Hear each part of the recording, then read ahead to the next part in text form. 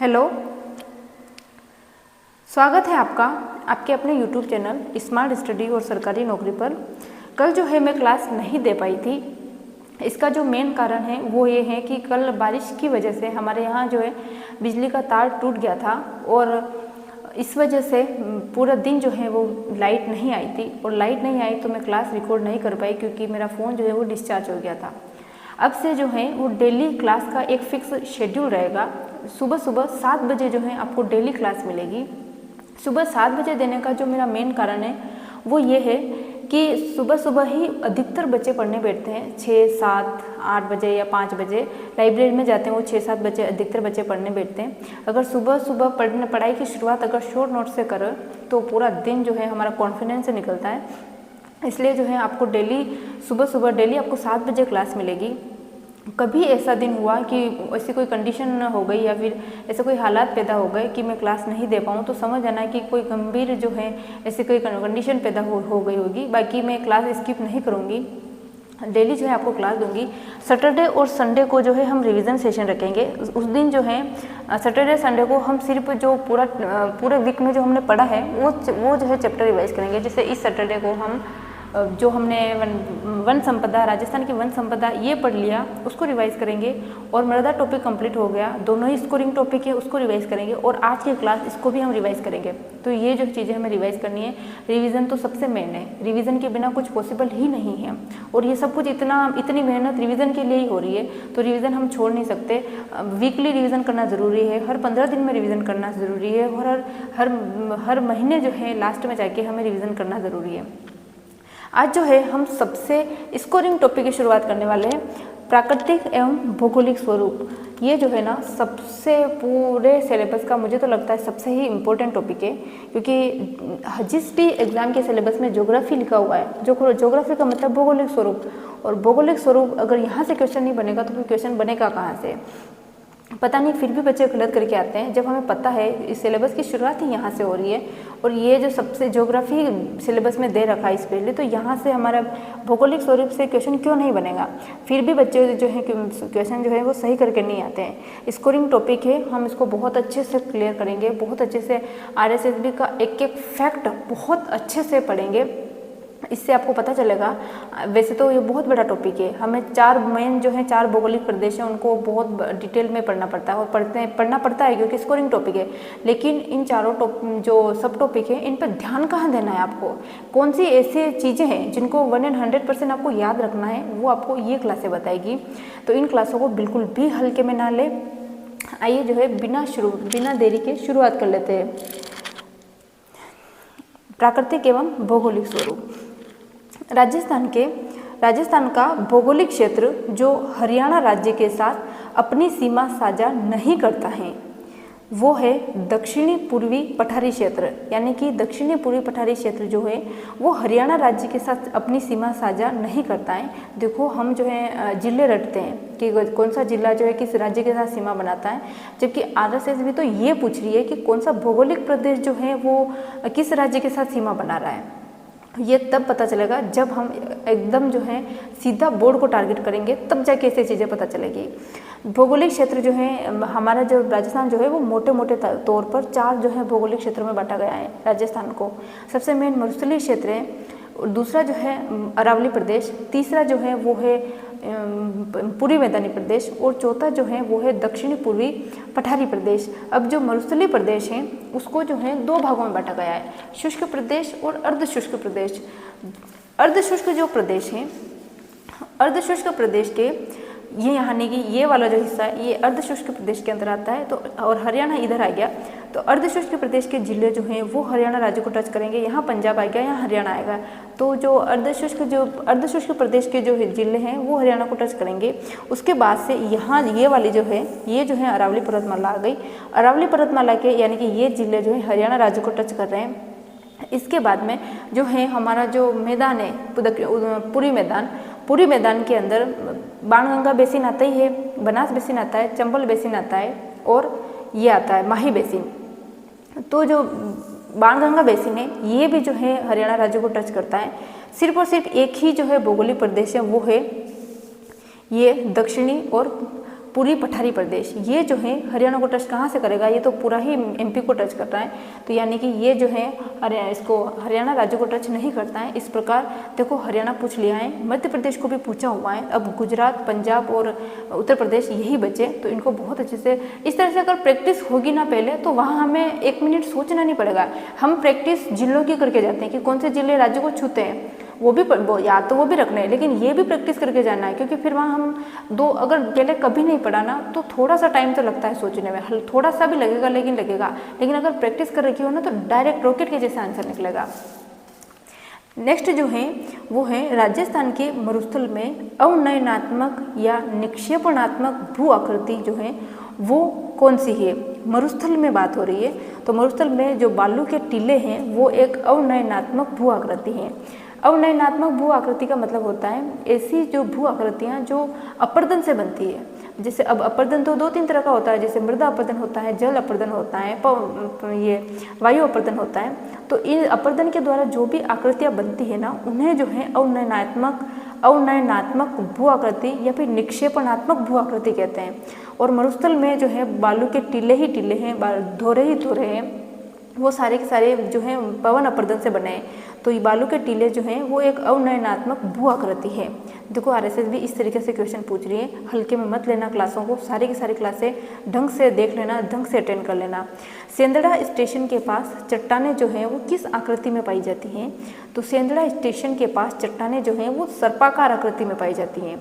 स से सेंदड़ा स्टेशन, स से सर्पाकार, याद रह जाएगा आसानी से। राजस्थान की जीवन रेखा किस भौगोलिक प्रदेश को कहा जाता है, अरावली पहाड़ियाँ जो है इसको जो है राजस्थान की जीवन रेखा कहते हैं। सिंपल सा फैक्ट है।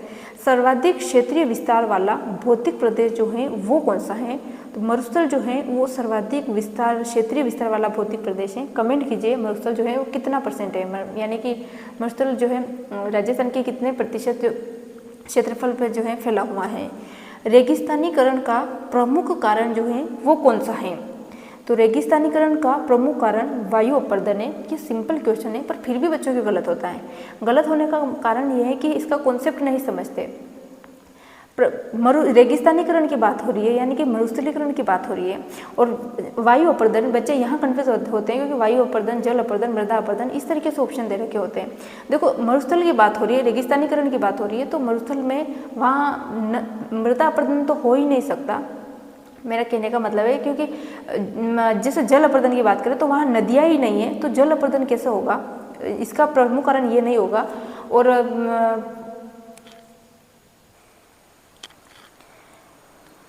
रेगिस्तानीकरण का प्रमुख कारण जो है वो क्या है, रेगिस्तानीकरण का प्रमुख कारण वायु अपर्दन है। एक सिंपल सा फैक्ट है, लेकिन फिर भी बच्चे इसको गलत करके आते हैं। क्यों, क्योंकि ऑप्शन में जल अपर्दन या मृदा अपर्दन, वायु अपर्दन इस तरीके से ऑप्शन दे रखे होते हैं, तो वहाँ हम कंफ्यूज होते हैं। देखो सिंपल सी बात है, रेगिस्तानीकरण यानी कि मरुस्थलीकरण, मरुस्थल का जो विस्तार हो रहा है उसका प्रमुख कारण क्या है, तो उसका प्रमुख कारण जो है वो है वायु अपर्दन। क्योंकि देखो मृदा अपर्दन या जल अपर्दन ये तो वहाँ हो ही नहीं सकता। क्यों नहीं हो सकता, क्योंकि जल अपर्दन या जल द्वारा अपर्दन या मृदा अपर्दन ये वहाँ होता है जहाँ नदियाँ होती हैं, नदियों के द्वारा मिट्टी जो है बहाकर लाई जाती है, तो वो वहाँ अपर्दन होता है। रेगिस्तान है, उसका नाम ही रेगिस्तान है, वहाँ नदियाँ नहीं है, पानी नहीं है, तो वहाँ ये दूसरे अपर्दन तो हो ही नहीं सकते। सिर्फ और सिर्फ वायु अपर्दन जो है इसके कारण जो है वहाँ रेत हवा में उड़ती है और उस धीरे धीरे जो है इसका विस्तार जो है वो बढ़ रहा है। तो इसका सही आंसर जो हो जाएगा वो हो जाएगा वायु अपर्दन। राजस्थान भू क्षेत्र में अरावली पर्वत श्रेणी की कुल लंबाई जो है वो कितनी है, 550 किलोमीटर जो है वो राजस्थान के अंदर अरावली पर्वत श्रेणी की कुल लंबाई है। देखो आपको अरावली पर्वतमाला की कुल लंबाई याद रहे ना रहे, लेकिन राजस्थान के अंदर इसकी कुल लंबाई कितनी है वो आपको 100% याद होना चाहिए।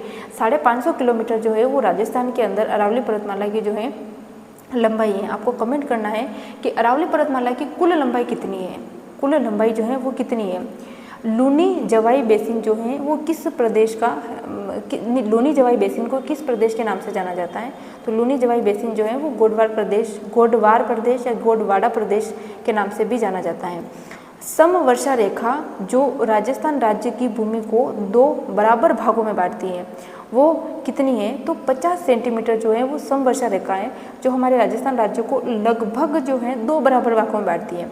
50 सेंटीमीटर बोल दो या फिर 500 मिलीमीटर बोल दो, एक ही बात है। जहाँ आपको ऐसे इकाइयाँ आती ना, सेंटीमीटर, मिलीमीटर, फीट, इस तरीके से, तो आपको उनको चेंज करना भी आना चाहिए, क्योंकि वहीं से बनते हैं। अगर आप ढंग से ऑब्जर्व नहीं करते हैं इन चीज़ों को, वहीं से क्वेश्चन बनते हैं। बस थोड़ा सा ऊपर नीचे कर देता है एग्जामिनर, बाकी बनते वहीं के वहीं हैं।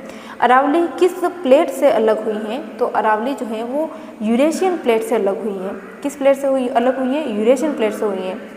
बहुत अच्छा फैक्ट है, याद रख के जाना। अर्धचंद्राकार बालू का स्तूप जो है वो किन्हें कहा जाता है? तो अर्धचंद्राकार बालू का स्तूप बरखान को कहा जाता है। मरुस्थल के अंदर बहुत सारे जो हैं वो बालू का स्तूप हैं। तो अर्धचंद्राकार आकृति जो है वो किनकी है? तो बरखान की जो है वो अर्धचंद्राकार आकृति है।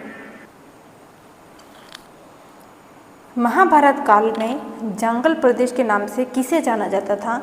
तो महाभारत काल में जो जांगल प्रदेश के नाम से बीकानेर और जोधपुर को जाना जाता था। बीकानेर जो है वो जांगल प्रदेश के नाम से प्रसिद्ध था। विंध्यन कगार भूमियाँ किस भौतिक प्रदेश का हिस्सा है? तो विंध्यन कगार जो भूमियाँ जो हैं वो दक्षिणी पूर्वी राजस्थान पठार का हिस्सा है। पश्चिमी मरु प्रदेश का उप प्रदेश नहीं है। पश्चिमी मरु प्रदेश की बात हो रही है, इसका उप प्रदेश नहीं है। इसका वर्गीकरण पूछ लिया मैंने, चारों ही ऑप्शन लिखे हैं। मध्यमाही एवं छप्पन बेसिन, अंतःस्थलीय प्रवाह का मैदान, लूणी बेसिन या घग्गर का मैदान। तो पश्चिमी जो मरु प्रदेश यानी कि मरुस्थल की बात हो रही है, उसका उप प्रदेश नहीं है। मध्य माही और छप्पन बेसिन जो है इसका उप प्रदेश नहीं है। क्यों? क्योंकि मध्य माही बेसिन जो है वो पूरी मैदान का भाग है। माही बेसिन पूरी मैदान का भाग है। इस अंतःस्थलीय प्रवाह का मैदान यानी कि शेखावटी की बात हो रही है, जो कि अर्धशुष्क का भाग है। लूणी बेसिन ये भी अर्धशुष्क मरुस्थल का भाग है। घग्गर का मैदान ये भी जो है अर्धशुष्क मरुस्थल का भाग है। तो इस तरीके से इसका जो सही आंसर हो जाएगा वो हो जाएगा मध्य माही एवं छप्पन बेसिन। उदयपुर राज्य का पुरातन नाम क्या था? उदयपुर राज्य का पुरातन नाम शिवी था। क्या था? शिवी था। छत्रक, शेल, स्थानांतरी रेतीले टीले और प्लाया भारत के किस क्षेत्र की विशेषताएं हैं? ये शायद सीईटी के अंदर आया हुआ क्वेश्चन है। भारत के किस क्षेत्र की विशेषताएं हैं? तो ये जो है वो भारतीय मरुस्थल की विशेषताएं। देखो क्वेश्चन किस तरीके से पूछा है। अगर माइंड पर प्रेशर हो ना तो 1 मिनट के लिए तो समझ में नहीं आता कि ये भारत शब्द आते ही हम भूल जाते हैं कि हमने तो राजस्थान जी के पढ़ा है। लेकिन थोड़ा सा दिमाग को शांत करके पढ़ोगे तो आराम से समझ में आ जाएगा। छत्रक, शेल, स्थानांतरी रेतीले टीले और प्लाया जो हैं वो हमारे मरुस्थल के क्षेत्र की ही जो विशेषताएं हैं। चंबल बेसिन की खंड भूमि क्या कहलाती है? तो चंबल बेसिन की जो खंड भूमि है वो अवनालिकाएं कहलाती हैं। इंपॉर्टेंट है, बहुत बार पूछा हुआ है। हाड़ौती पठार जो है वो राजस्थान के किस भौगोलिक प्रदेश का हिस्सा है? तो वो दक्षिणी पूर्वी भाग का हिस्सा है। मुकुंदरा की पहाड़ियाँ किस भाग में पाई जाती हैं? मुकुंदरा की पहाड़ियाँ जो हैं वो हाड़ौती पठार में पाई जाती हैं। स्पेशली हाड़ौती पठार के अंदर जो है वो मुकुंदरा की पहाड़ियाँ मिलेगी। छप्पन के मैदान जो हैं वो किन जिलों में पाए जाते हैं? तो छप्पन के मैदान प्रतापगढ़ और बांसवाड़ा में पाए जाते हैं। छप्पन का मैदान प से ले लो प्रतापगढ़ और बांसवाड़ा। योद्धे प्रदेश के नाम से किसे जाना जाता था? तो योद्धे प्रदेश के नाम से गंगानगर को जाना जाता था। देखो एक तो गंगानगर के बारे में पूछ लिया, एक बीकानेर जोधपुर के बारे में पूछ लिया जांगल प्रदेश, और एक उदयपुर के बारे में पूछ लिया शिवी। यानी कि ये 3-4 जो मेन बड़े बड़े जो जिले हैं उनके बारे में पूछा हुआ है। राजस्थान राज्य का जल विभाजक किसे कहा जाता है? तो राजस्थान राज्य का जो जल विभाजक है वो अरावली पर्वतमाला को कहा जाता है। क्यों? क्योंकि अरावली पर्वतमाला के पूर्व पश्चिम में मरुस्थल आ गया, उधर पानी ही नहीं है, और पूर्व की साइड में देख लें या दक्षिण पूर्व की साइड में देख लो तो यहाँ बहुत पानी है। इस वजह से इसको जो है राजस्थान राज्य का जल विभाजक कहा जाता है। घग्गर का मैदान जो है वो किन जिलों में पाया जाता है? घग्गर का मैदान गंगानगर व हनुमानगढ़ में पाया जाता है। जो फ्रेशर होते हैं वो कंफ्यूज होते हैं, तो ग से ही ले लो गंगानगर, ग से घग्गर, ग से गंगानगर व हनुमानगढ़ के अंदर जो है वो घग्गर का मैदान पाया जाता है। मेन चीज़ घग्गर का मैदान जो है वो हमारे पश्चिमी जो मरुस्थल है उसके अर्धशुष्क मरुस्थल का भाग है, और ये गंगानगर और हनुमानगढ़ के अंदर मिलेगा। कौन सा? घग्गर नदी से याद रख लो, घग्गर नदी गंगानगर हनुमानगढ़ में बहती है। कौन सा समतल उच्च मैदान हेरोन महोदय द्वारा तृतीय पेनिप्लेन के रूप में पहचाना गया है? बहुत बार पूछा है। तृतीय पेनिप्लेन के रूप में पहचाना गया है तो वो है मालपुरा करौली मैदान।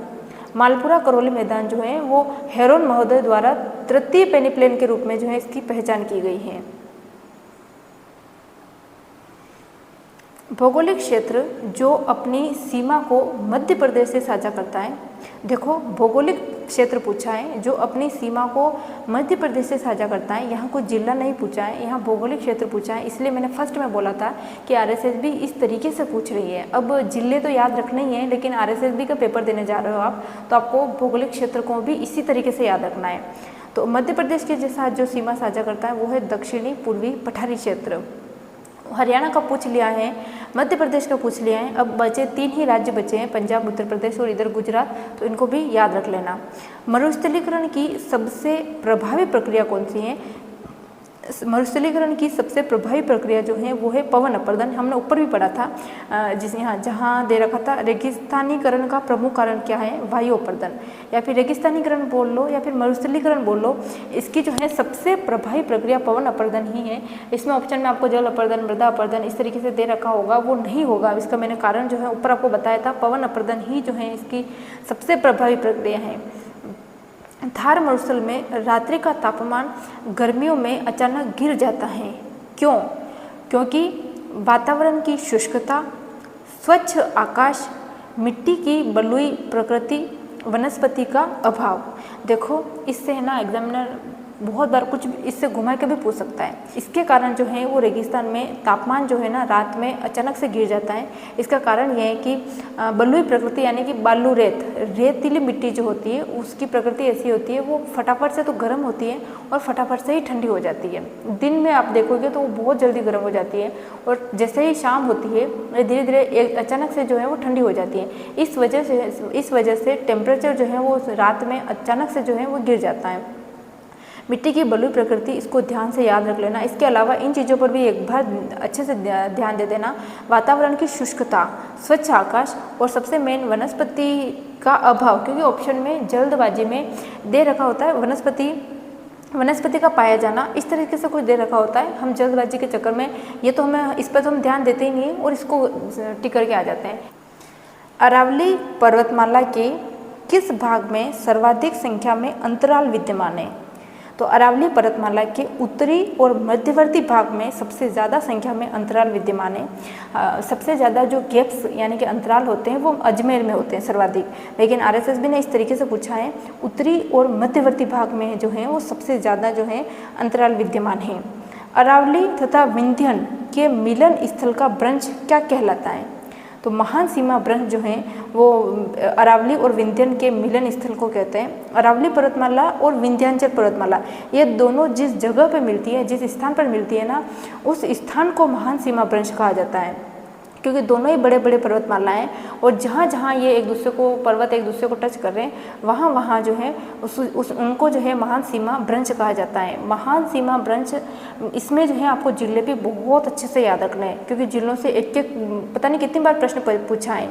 4-5 जिले, 4-5 हम पढ़ने में आते हैं, वो 4-5 आपको याद रखना है। जैसे महान सीमा ब्रंश के अंदर ये चित्तौड़गढ़ आ गया, और स्पेशल पूछिए तो चित्तौड़गढ़ के अंदर बूंदी, यहाँ पर चित्तौड़गढ़ के अंदर बेगू, मुंह से निकल गया, चित्तौड़गढ़ के अंदर जो है बेगू यहाँ पर। इसके अलावा कोटा के उत्तरी कोटा की बात करें तो उत्तरी कोटा, स्पेशली बात करें तो उत्तरी कोटा के अंदर, चित्तौड़गढ़ के बेगू के अंदर, उत्तरी कोटा के अंदर, और बूंदी जो है, बूंदी में संतूर वो जो पर्वत चोटी है वो, और सवाई माधोपुर और करौली में स्पेशली पूछे तो सपोटरा करौली के अंदर जो है वो महान सीमा ब्रंश देखने को मिलता है।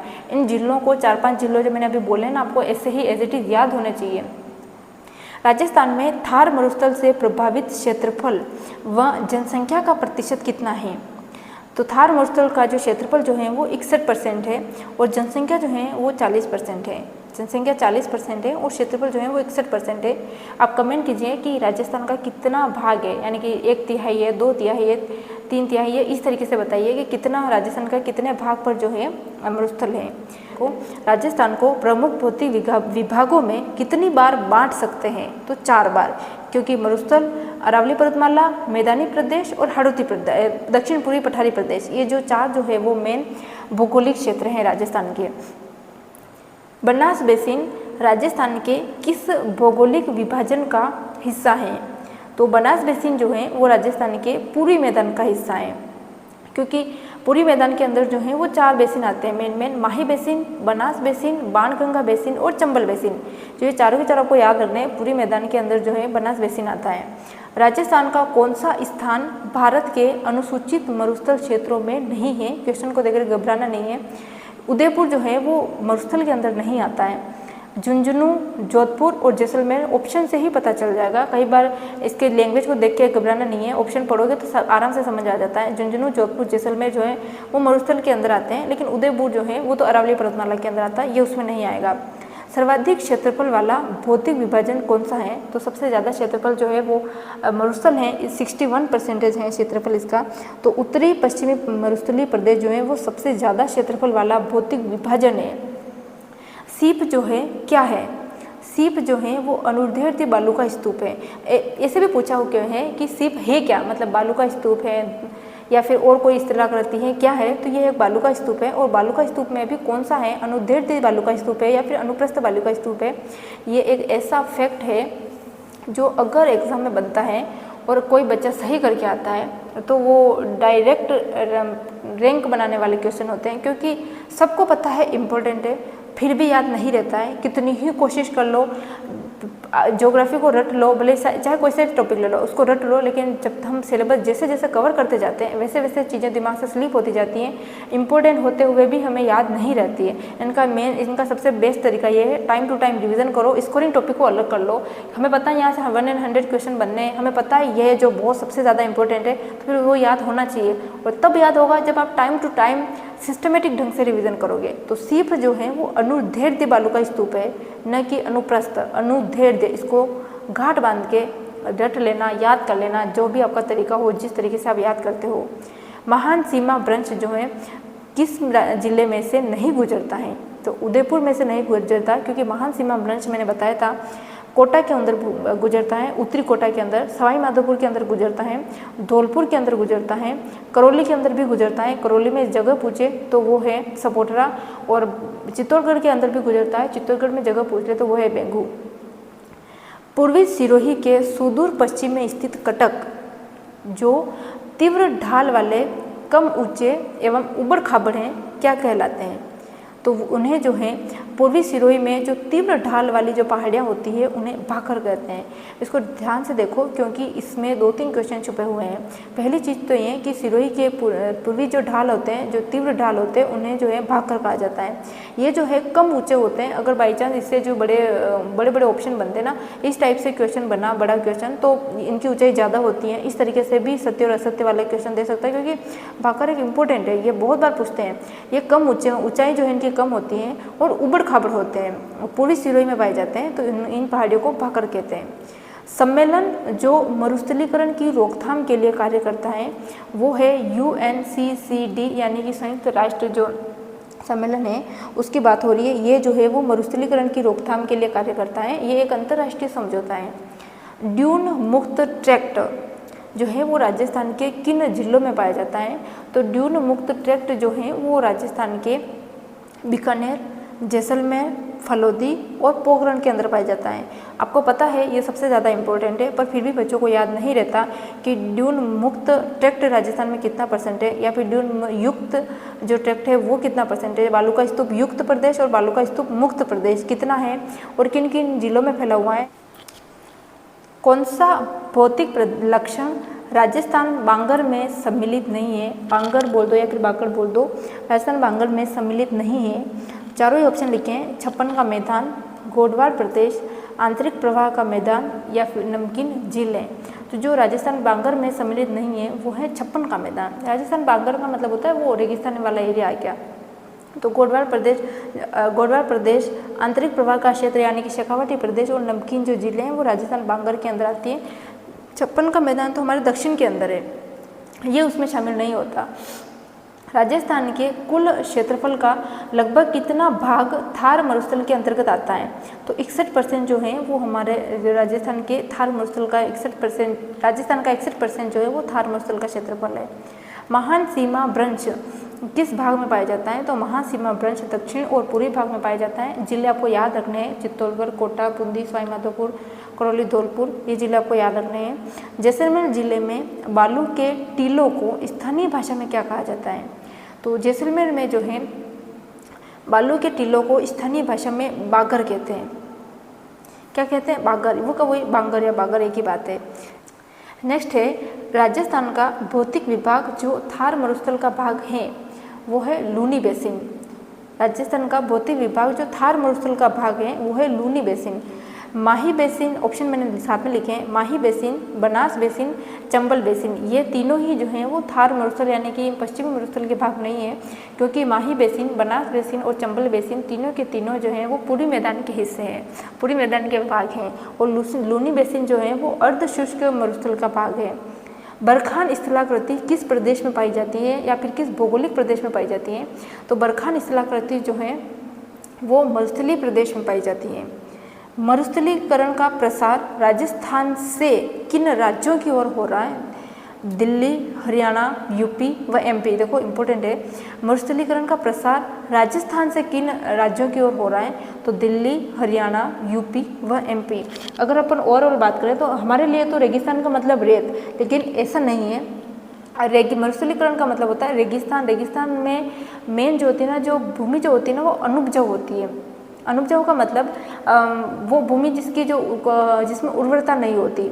रेगिस्तान होने के और भी बहुत सारे कारण हैं, जैसे कि वनों की कटाई हो जाती है, वहाँ पर भी जो है मिट्टी जो है मिट्टी की उपजाऊ क्षमता जो है कम हो जाती है और मिट्टी जो है वो बांगर क्षेत्र इसके अंदर आ जाती है। जहाँ औद्योगिकीकरण जो है वो बहुत ज़्यादा हो रहा है इस वजह से भी, और जहाँ पशुचारण बहुत ज़्यादा हो रहा है, जहाँ बहुत ज़्यादा जो है जनसंख्या घनत्व है, इस तरीके से जो बहुत सारे फैक्टर होते हैं, इन वजह से जो वहाँ की जो मिट्टी है ना वो अनउपजाऊ हो जाती है, बिल्कुल ही उपजाऊ नहीं रहती। जहाँ बहुत ज़्यादा कृषि होती है, बहुत ज़्यादा खेती है, इस वजह से भी जो है मिट्टी की उर्वरता कम होती है, तो वो भी जो है रेगिस्तान का एक कारण है। तो इस तरीके से दिल्ली, हरियाणा, यूपी और एमपी इन राज्यों में भी जो है मरुस्थलीकरण की समस्या पैदा हो रही है। मरुस्थलीकरण का मतलब ये नहीं है कि वहाँ पर रेत होना, इसका थोड़ा डिटेल में पढ़ोगे तो आपको समझ में आएगा। शिवालिक के पर्वत पदों में कौन सी स्थलाकृति पाई जाती है? तो शिवालिक के पर्वत पदों में भाबर जो है वो पाई जाती है। भाबर एक संकरी पट्टी होती है, मतलब नदियाँ जो हैं नदियाँ जब बहती है तो इनके साथ जो कंकड़ वगैरह ये सब एक जगह इकट्ठे हो जाते हैं। कोई पर्वत वगैरह दिख गया तो उसके नीचे जो है वो नदियाँ बह रही है कोई, तो वह कंकड़ पत्थर जो है इकट्ठे हो जाएंगे, तो उस पट्टी को जो है वो भाबर कहते हैं। पूर्वी मैदानी भाग राजस्थान राज्य के कुल भौगोलिक क्षेत्रफल का लगभग कितना प्रतिशत जो है वो धारित करता है? पूर्वी मैदानी भाग की बात हो रही है, यानी कि कितना परसेंटेज है? तो ये 23% जो है पूर्वी मैदानी प्रदेश है राजस्थान का। राजस्थान में मरुस्थलीकरण का कारण नहीं है, चारों ही ऑप्शन लिखे हैं मैंने।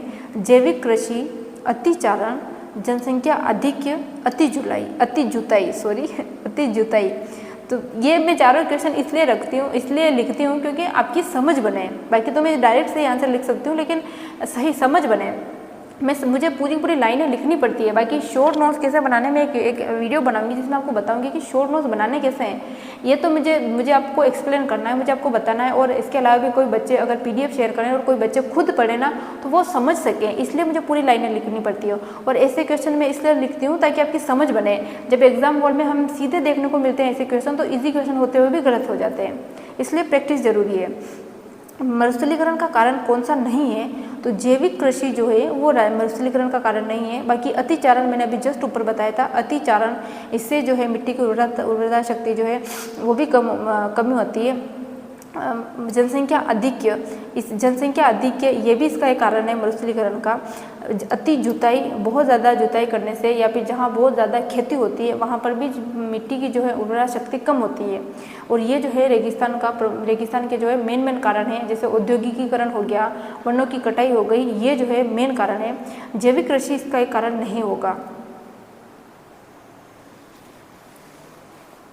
बाप बोल्डर्स युग से संबंधित हैं, ये बहुत बार पूछा हुआ है।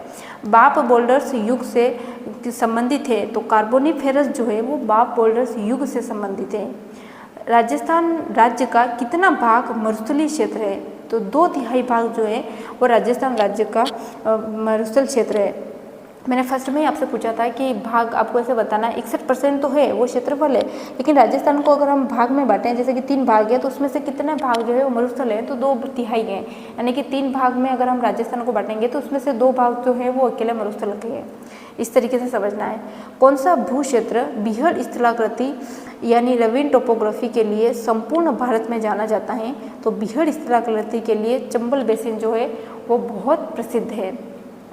अगर आपको क्लास जो है अच्छी लग रही हो तो क्लास को लाइक ज़रूर करें, चैनल को सब्सक्राइब करें। मिलते हैं नेक्स्ट क्लास में, और अब से जो है डेली क्लास जो है आपको 7 बजे मिलेगी। Thank you.